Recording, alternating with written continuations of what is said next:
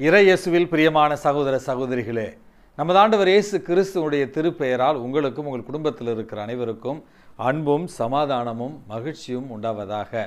அன்புமிக்கவர்களே, இன்றைய மன்னா உறவுகளுக்கு ஒரு அன்பான வேண்டுகோள். இந்த 2 நாட்களில் நம்முடைய இந்த சப்ஸ்கிரைபர்ஸ் என்று சொல்லப்படுகிற நம்முடைய இந்த சேனலை பின்பற்றுபவர்களுடைய எண்ணிக்கை 24,000 தாண்டி சென்று கொண்டிருக்கிறது. 24K அப்படி என்று நம்ம பார்க்கிறோம். உங்களுடைய ஆதரவுக்கு மிக மிக நன்றியுள்ளத்தோடு உங்களுக்கு நான் நன்றி சொல்ல கடமைப்பட்டிருக்கிறேன். பலர் இந்த இன்றைய மன்னாவினுடைய மறைவுரை செய்திகளை பார்க்கிறீர்கள் மற்றும் உங்களுக்காக அனுப்பப்படுகிற இந்த ஜெபங்கள் மற்றும் ஸ்டேட்டஸ் பாடல்களை விரும்பி பார்க்கிறீர்கள்.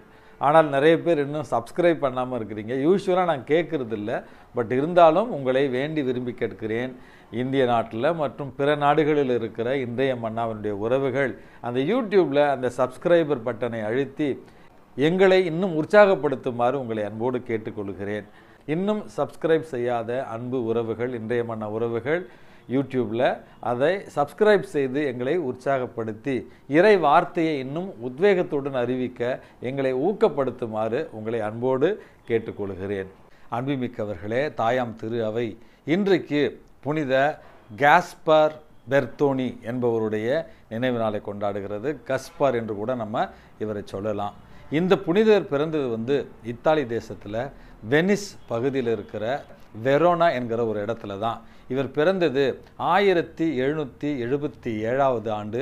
மிகப்பெரிய ஒரு பிரபுத்துவ பணக்கார குடும்பத்தில் இவர் பிறந்தார் என்றும், புது நன்மை வாங்குகிற பொழுது இவருக்கு ஒரு காட்சி கொடுக்கப்படுகிறது. அந்த காட்சியினுடைய ஒரு தொடர்ச்சியாக இவர் குருவாக திருநிலைப்படுத்தப்பட வேண்டும், குருவாக இவர் மாற வேண்டும் என்று ஆசித்து இவருடைய பெற்றோர்களுடைய அனுமதியோடு குருத்துவ படிப்புகளை படித்து பிறகு இவர் குருவாக திருநிலைப்படுத்தப்பட்டார். அப்படி என்று இவருடைய வாழ்க்கையில் நம்ம பார்க்கிறோம்.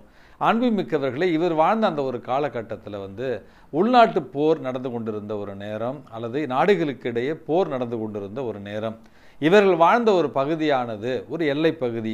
அந்த எல்லை பகுதியில் காயமடைந்த போர் வீரர்களுக்கு ஆன்மீக பணியும் மருத்துவ பணியும் செய்வதற்காகத்தான் இவருடைய வாழ்க்கையை இவர் முதலில் அர்ப்பணிக்கிறார். அதற்கு பிறகு அந்த பணியை தொடர்ந்து செய்வதற்காக ஒரு துறவற சபையையும் இவர் ஏற்படுத்தினார் என்று இவருடைய வாழ்க்கையில் நம்ம பார்க்கிறோம்.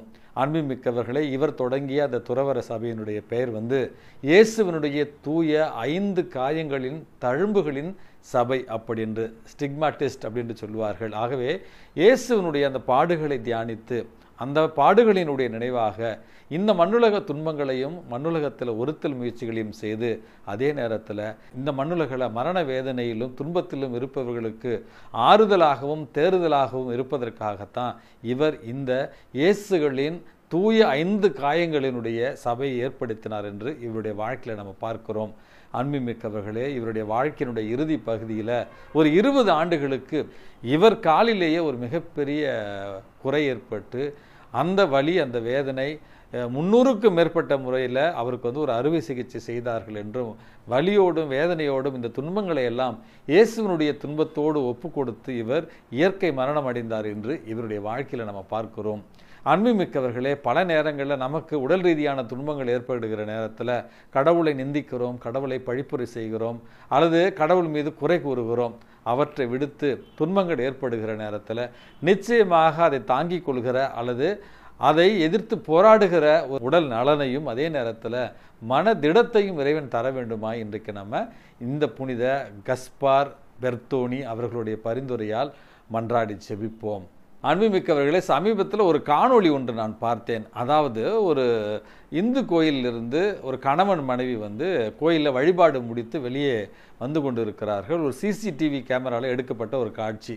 அப்படி அவர்கள் இருவருமே வெளியில் கோயிலேருந்து சாமி கும்பிட்டு வெளியில் பைக்கில் ஏறி அமர்ந்து பைக்கை ஸ்டார்ட் பண்ணுங்கிற நேரத்தில் தான் தெரிகிறது அந்த பெண்ணுடைய புடவையினுடைய ஒரு பகுதி அந்த வீலில் மாட்டிக்கிட்டு பெண்ணுடைய புடவை அவிழ்ந்து கொண்டிருக்கிறது. பதறி அடித்து அவர்கள் பொதுவெளியில் என்ன செய்வது என்று தெரியவில்லை. அந்த பெண்ணுக்கு ரொம்பவும் அவமானமாக இருக்கிறது. காரணம், தன்னுடைய சேலை அந்த இருசக்கர வாகனத்தில் மாட்டிக்கொண்டு விட்டது. அந்த புடவை எடுக்கவும் முடியவில்லை. என்ன செய்வது என்று இருவருமே குழம்பி போயிருக்கிற அந்த நேரத்தில் அந்த வழியே மற்றும் ஒரு இருசக்கர வாகனத்தில் ஒரு இஸ்லாமிய தம்பதியினர் அந்த நேரத்தில் வராங்க.